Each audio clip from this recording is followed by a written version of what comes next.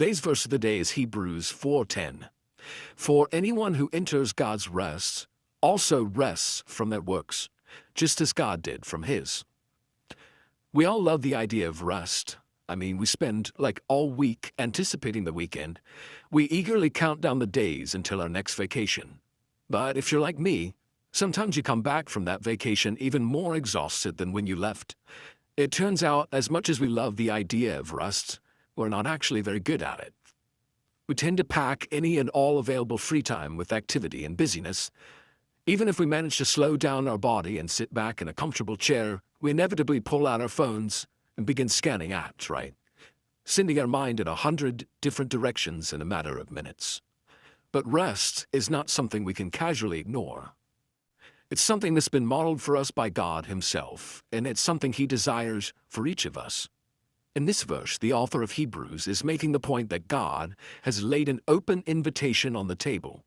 You and I can enter God's rest. And that sounds good, right?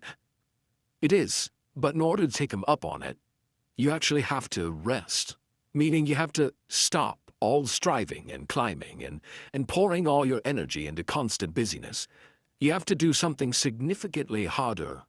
You have to trust. In the verses directly before this one, the author makes it clear that the Israelites who wandered in the wilderness of Moses couldn't enter the rest God invited them into because they did not trust God. They couldn't imagine that God could actually accomplish what He promised, and they ended up missing out on the rest He wanted for them.